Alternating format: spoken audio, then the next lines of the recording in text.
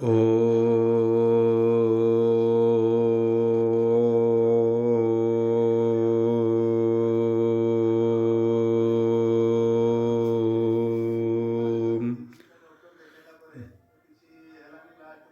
ब्रह्मा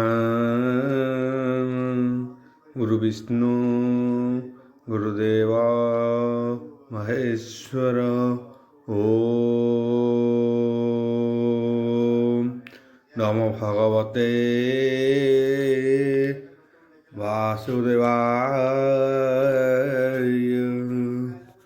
ओम नमो भगवते वासुदेवाय। ओम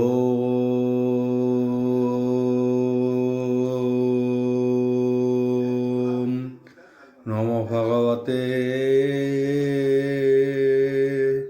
वासुदेवाय। तथा मंगलाचरण भागिशायस्य वदने लक्ष्येषु यच्च वक्ष्यसि यस्ते हृदय वसति तनुष्यं भजे विश्व सर्वदिवा लक्षणं श्रीकृष्णाख्य परोध्याम जगोध्याम नमामि तत माधव माधव वैश्य सर्वसिद्धि विनायते वन्दे परस्परत्यं परस्परं प्रियलोकं मूकं करति वाचलं पंगु लङ्घयते गिरि यत्कृपाहतमः वन्दे परमानंद हो माधव। जो ब्राह्मण रुद्रेणं तु स्तुतन्ति दैवस्तव देवसंग पद पश्यन्ति जो समज्ञ ध्यान अवसते गदगदे मनसा पश्यन्ति जो योगिना यशन्ते न बुद्धि सुरासुरा गण देवाय स्तुते नमः। नारायणं नमस्कृत्यं नरचैव नरोत्तमं देवी सरस्वती व्यासं ततो जयमुदीरयम्। निर्गलं कल्पितं फलविमुखाभिद्रव्ययुक्तं पिबतं भागवतं रसमलतं प्रभु। षष्ठ अध्याय अष्टम स्कंद षष्ठ अध्याय। शुक उवाच बोल प्रबंधवार हरिवल हावे मन्ते देव स्तुति शुणी शून्य प्रकाश चक्र प्राणी सहर्ष सूर्य तेज देखी बेगे बुझिले भये आखि दिग न पारहन्ति विचारी के मन्ते देखिबे श्रीहरि रहिले अंधकार छन्ने चाहि न पारहन्ति गगने मध्य जे ब्रह्मा रुद्र थिले टिके अंतरिक्ष चाहिले देखिले विष्णुर प्रकाश शरीर बुझिछि आकाश नील महेन्द्र प्राय दिशे अरुण लोचन प्रकाशे विकच पंड विकच शुंड विकच पुंड हरिका प्राय कर्णकुंडल बेनिशोय सप्त पंच सप्त कांचन प्राय मणि पीतवसन परिधान प्रसन्न चारु सर्वांगे श्रीमुखे सुंदर भूत स्वंगे अमूल्य मकुट ललाटे कांचन भूषण प्रकटे आजन्मूलम्बे चारि भुज केवर कंकण विराज कांची कलापे कांची कलाप जय बलय कांची पलाय जलयने शोभित रोहि निरूपणे कस्तभ भमणि कंठ सोहे तेज प्रकाशे हे जन्महे कमलावन माल रंगे हृदय सोहि अनुरागे हेमंत रूप शून्य चिंती शिव सहिते हे देवपति ध्याने गोविंद पाद गति स्तुति करती कर जोड़ी ब्रह्मा उवाच वृंदवार हरिवलम आजी अज निर्मल जे स्वभावे सृष्टि पालन स्थिति लाभे ଆଗୁଣେ ବିଶ୍ରାମ ତୁମ୍ଭର ମହିମା ଅମୃତ ସାଗର ଅଣୁ ହିଁ ଅଣୁ ଭାବ ହୋଇ ସମାୟା ସୁଖେ ଯେ ଭଜଇ ମହାଭୁବନ ହେ ଜଗତେ ମହାପୁରୁଷ ନମସ୍ତୁତେ ତୁନାଥ ସଂସାର ଧାରଣ ଏଣୁ ଅଶେଷ ମୁନିଗଣ ଆଗମ ନିଗମ ସମ୍ପାଦି ବିଚାରେ ସଂଖ୍ୟା ଯୋଗ ବିଧି ଦେବେ ବିହିତେ ହେ ତରି ଦେବ ବିହିତେ ହେ ରବି ତଳେ ମନ ପବନ ସୁନିଶ୍ଚଳେ ତୋହର ରୂପ ଧ୍ୟାନ କରି ମାୟା ଗହନୁ ଜାନ୍ତି ତରି ତୁନାଥ ଆଦି ମଧ୍ୟ ଅକ୍ଷ ଯେବା କରାଉ ଆତ୍ମତନ୍ତ୍ର ଜଗତେ ଆଦି ମଧ୍ୟ ତୁହି ମୃତ୍ୟୁକା ଘଟ ପ୍ରାୟ ହୋଇ ତୋରୂପ ବିଶ୍ୱ ପ୍ରକାଶଇ ସେ ରୂପ କେ ପାହାରଇ କହି ଆତ୍ମା ଆୟତେ ହେ ମାୟା କରି ତୁଏ ସଂସାର ରୂପ ଧରି ସଂସାରେ ପଶୁ ଆତ୍ମା ରୂପେ ସୁଖେ ରହିବୁ କଳ୍ପେ କଳ୍ପେ ନିର୍ମଳ ଚେତା ମୁନି ଗଣେ ତୋତେ ଦେଖନ୍ତି ଶୁଦ୍ଧ ମନେ ଯଥା ଅନଳ କାଷ୍ଠ ଥାଏ ଯେନେ ଅମୃତ ଗୋରୁ ହଏ ଧରଣୀ ଦେହ ଅନ୍ନଚ୍ଛନ୍ନ ସଂଯୋଗେ କୃଷି କରଷଣ ମନୁଷ୍ୟ ନାନା ଯୋଗ ବଳେ ଭଜନ୍ତି ତ ପାହାଦ କମଳେ ନମୀଣ ତ ଚରଣା ତଳେ ଭବ ସାଗରୁ ତରି ଗଲେ ସର୍ବେ ନମନ୍ତି ତୋ ଚରଣେ ତୁ ଥାଉ ସଂସାର ଧାରଣେ ବାଞ୍ଛିତ ଅର୍ଥ ଫଳ ପାନ୍ତି ନାନା ପ୍ରକାରେ ହେ ତୋତେ ଚିନ୍ତି ତୋ ରୂପ ଆତ୍ମା ଗତେ ଦେଖି ସଂସାର ତେଜି ହନ୍ତି ସୁଖୀ ଯେ ସନେ ଗଜ ଦାବନଳେ ପ୍ରବେଶ କଲେ ହେ ଗଙ୍ଗା ଜଳେ ଆମ୍ଭେ ସକଳ ଲୋକ ପାଳେ ଶରଣ ତ ପାହାଦ କମଳେ ଏ ଦେହେ ଅନ୍ତଃର ବାହାର ତୋତହୁ କେ ବାହା ଅଛି ପର ଏ ଦେହ ବଣେ ହେ ମୋର ତୁଲେ ଦକ୍ଷାଦି ପ୍ରଜାପତି ମେଳେ ତୁ ଅନୁଗ୍ରହେ ହେ ବହୁ ଅଙ୍ଗ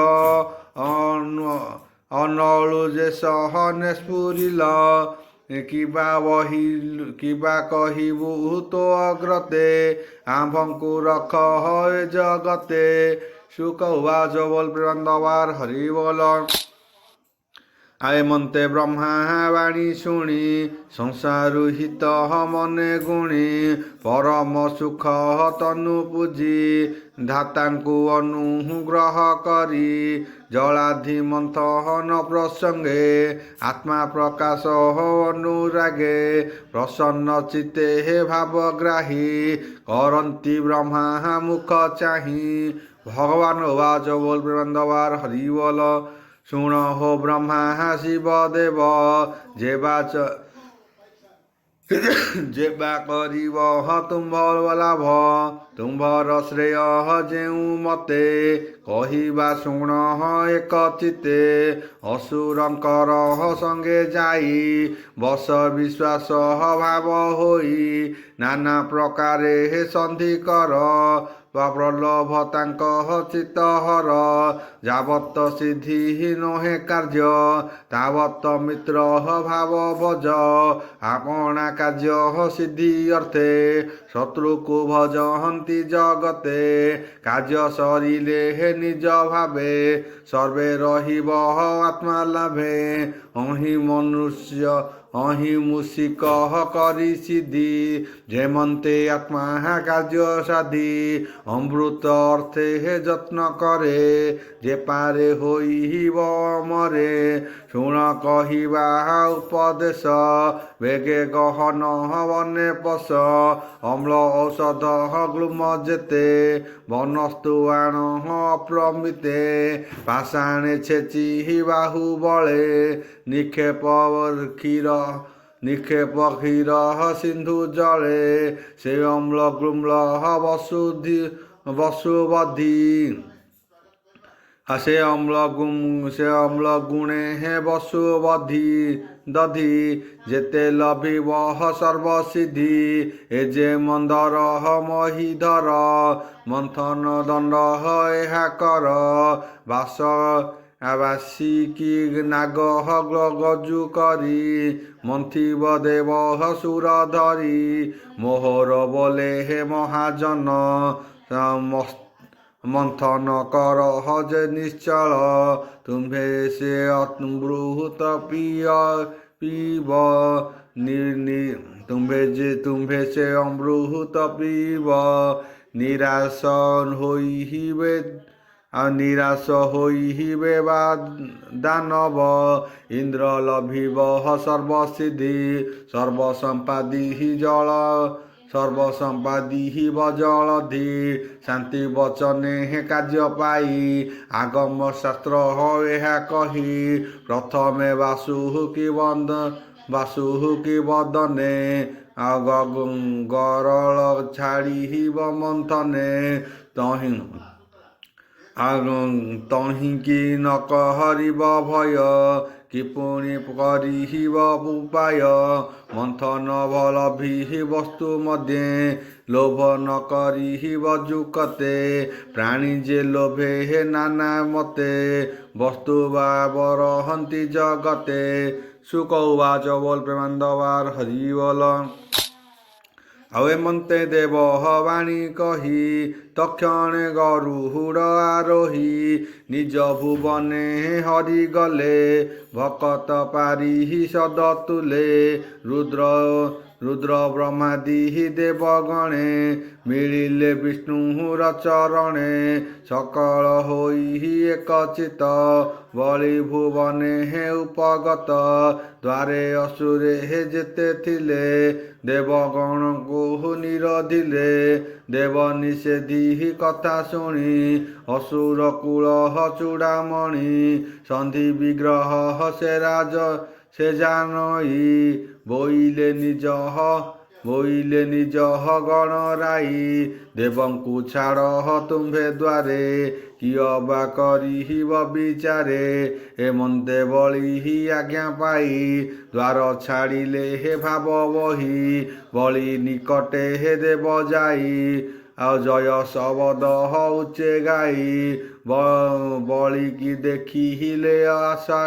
ବଳିକି ଦେଖିଲେ ଆସନେ ବଷ୍ଟିତ ଅସୁର ଗହଣେ ସର୍ବସମ୍ପଦ ହଜାର ପୁରେ କିବା ଉପମା ଦେବାତାରେ ନିଜ ସମ୍ପଦ ଯୋଗୁ ରଞ୍ଜେ ଦିଗପାଳଙ୍କ ତେଜ ଗଞ୍ଜେ ଇନ୍ଦ୍ର ଯେ ବଳି ମୁଖ ଚାହିଁ ବିଶ୍ୱାସେ ବଚନ ବলাই ଶୁଣ ରାଜନ ଏକ ଚିତେ ଏ ତିନି ଲୋକ ସୁଖ ଅର୍ଥେ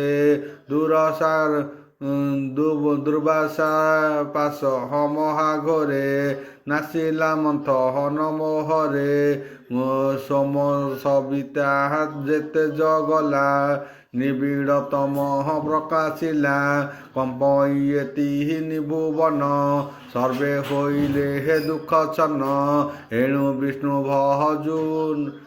ବିଷ୍ଣୁ ଭଜନେ ଯାଇ କହିଲୁ ବ୍ରହ୍ମା ରୁଦ୍ର ଲଇ ସେ ପୁରୁଷୋତ୍ତମ ବଚନ ରାଜନ ତୋଷ ମନେ ଶୁଣ ବୋଇଲେ କ୍ଷୀର ଜଳଧି ଅମ୍ଳ ସଂଯୋଗେ କର ଦଧି ମନ୍ଦରଗିରିକି ଆଣିବ, ସମୁଦ୍ର ମଧ୍ୟରେ ସ୍ଥାପିବ। ବାସୁକି ନାଗ ଗଜୁ କରି, ବେଗେ ଦାନବେ ତାହା ଧରି। ଆଉ ଯତନେ କରିବ ମନ୍ଥନ, ସୁଧା କରିବ ସୁଖ ପାନ। ଯେତେ ଉପୁଜିବ ମନ୍ଥନ, ଆଉ ସକଳେ ମିଳେ ତୋଷ ମନ। ସମାନ ଭାଗେ ଭୋଗ କର, ସନ୍ତୋଷ ମନେ ଦେବାସୁର। ସଂସାର ହେଉ ଏଣେ ରକ୍ଷା, ଏମନ୍ତେ ବିଷ୍ଣୁ ଦେଲେ ଦୀକ୍ଷା। ଏଣୁ ତୁମ୍ଭର ସଙ୍ଗେ ଆମ୍ଭେ, ମିଳିଲୁ ମନ୍ଥନ ଆରମ୍ଭେ। ତୁମ୍ଭେ ଆମ୍ଭର ଏକ ଗତି, ଯାହା ବୋଇଲେ ଶ୍ରୀପତି। ଏମନ୍ତେ ଚନ୍ଦ୍ର ମୁଖୁ ଶୁଣି, ଅସୁର ମନେ ଗୁଣି। ବୋଇଲେ ଶୁଭ କର୍ମ ଏହି, ବିଷ୍ଣୁ ମାୟାରେ ମନ ମୋହି। ବଳି ସଙ୍ଗତେ ଉଠି ସର୍ବେ, ସମ୍ପତ୍ତି କଲେ ପ୍ରିୟ ଭାବେ। ଆଉ ସମ୍ବରାରିଷ୍ଟ ନେମି ତୁଲେ, ଯେତେ ଦାନବ ବୀର ଥିଲେ। ବିଷ୍ଣୁ ମୋହନ ମାୟା ମତେ, ହରଷ ଅସୁରଙ୍କ ଚିତେ। ଏମନ୍ତେ ଦେବାସୁର ଗଣେ, ବେଗେ ମିଳିଲେ ଘୋର ବନେ। ତୀକ୍ଷ୍ଣ କୁଠାରେ ବେଗେ ହାଣି, ଅମ୍ଳ ଔଷଧ ଗ୍ଳୁମ ଆଣି। ପର୍ବତେ ଛେଚି ପ୍ରତିଶିଳେ, କ୍ଷୀର ସମୁଦ୍ର ପକାଇଲେ। ଆଉ ବାସୁଦେବର କଥା ବାଗେ, ଜଳ ଦଧି ହୋଇଲା ଅମ୍ଳ ଯୋଗେ। ଦେବତା ଦାନବେ ଏକ ମେଳେ, ମିଳିଲେ ମେରୁ ସନ୍ନିଧାନେ। ଆଉ ନାନା ତୀକ୍ଷ୍ଣ ଅସ୍ତ୍ର ଧରି, ଓପାଡ଼ି ଘୋର ନାଦ କରି। ଇନ୍ଦ୍ରର ତୁଲେ ବେଗେ ଯେତେ, ଅସୁର ବଳହର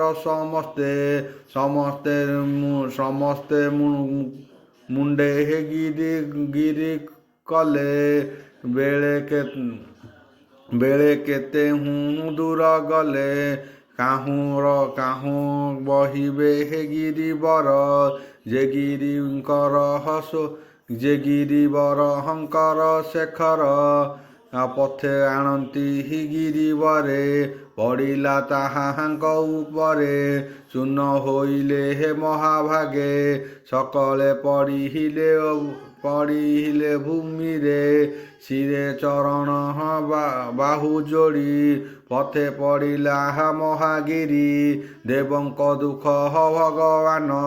ତକ୍ଷଣେ ଗରୁଡ଼ ଆସନ, ପଥେ ମିଳିଲେ ତାଙ୍କ ପାଶେ। ଦେବଙ୍କ ଭକତି ବିଶ୍ୱାସେ, କରେ ମନ୍ଦର ଗିରି କଲେ। ଦେବ ଅସୁରକୁ ଚାହିଁଲେ, ଅମୃତ ନୟନ ନାଇ। ଜୀବନ ଦେଲେ ଭାବଗ୍ରାହୀ, ଲାଗନ୍ତି ଗୋବିନ୍ଦର କର। ତକ୍ଷଣେ ପାଇଲା ଶରୀର, ଗୋବିନ୍ଦ ଏକ ହସ୍ତେ ଗିରି। ନିଶ୍ଚଳେ ନିଜେ କୋଳେ ଧରି, ଗରୁଡ଼ ଉଡ଼େ ଶୂନ୍ୟ ପଥେ। ବେଗେ ଦାନବ ବଳ ସାଥେ, କ୍ଷୀର ଜଳଧି ତଟେ ମିଳି। ଦେବ ଅସୁର ବନମାଳି, ଗରୁଡ଼ ଡାକେ ଗରୁଡ଼ କନ୍ଧୁ ଗିରିବର। କୂଳେ ନିବେଶି ଚକ୍ରଧର, ଗରୁଡ଼ ଗଲା ନିଜପୁର ଶୁଣ ପରୀକ୍ଷ ନୃପବର ଦେବ ଅସୁରଙ୍କର ଭାବ ଜହି ଅମୃତ ଉଦ୍ଭବ ସୁଜନେ କହ ଚିତେ କର ମାୟା ସଙ୍କଟୁରୁ ନିସ୍ତର ବୋଲଇ ଦାସ ଜଗନ୍ନାଥ ଆଉ ସ୍ମନ୍ଦନେ ହେ ଭାଗବତ ଇତି ଶ୍ରୀମଦ୍ଭାଗବତେ ମହାପୁରାଣେ ପରମହଂସ୍ୟା ସଂହିତା ଅଷ୍ଟମ ସ୍କନ୍ଧେ ଅମୃତ ମନ୍ଥନେ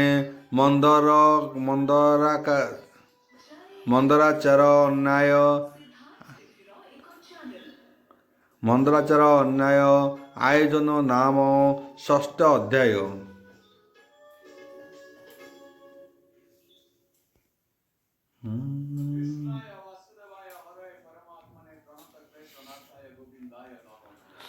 ସପ୍ତମ ଅଧ୍ୟାୟ ଅଷ୍ଟମ ସ୍କନ୍ଧ ସପ୍ତମ ଅଧ୍ୟାୟ ଶୁକ ଉବାଚ ବୋଲ ପ୍ରବାନ୍ଦବାର ହରି ବୋଲ ବ୍ୟାସନନ୍ଦନ ଅନୁରାଗେ କହନ୍ତି ପରିହିକ୍ଷିତ ଆଗେ ଦେବେ ଦାନବ ଏକ ମେଳେ ପ୍ରବେଶ ହୋଇଲେ ପାତାଳେ ବାସୁକିନି କହଟେ ମିଳିଲେ ସମୁଦ୍ର ମନ୍ଥନ ବରିଲେ ଗୋବିନ୍ଦ ଆଜ୍ଞା ଶିରେ ଧରି ଭୟେ ଉପୂଜେ ଭୟର ରୂପ ଅଙ୍ଗଦ କରି ଧରଣୀ କରି ଏକ ରୂପେ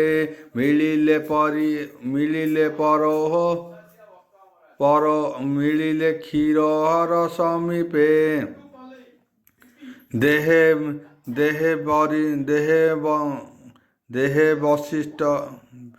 ଦେହେ ବିଶିଷ୍ଟ ମହାଗିରି ରହିଲା ବିଶ୍ୱରୂପ ଧରି ଦେବ ସକଳ ହତୋଷ ମନେ ଆରମ୍ଭ ସମୁଦ୍ର ମନ୍ଥନେ ଓಂ ଭୂର୍ଭୁବସ୍ୟ ତସ୍ୟ ବିଦୁର୍ବରେଣ୍ୟଂ ଭର୍ଗୋ ଦେବସ୍ୟ ଧୀମହି ଧିୟୋ यो न प्रचोदयात् स्वाहा स्वाहा पृथिवी शान्तिः।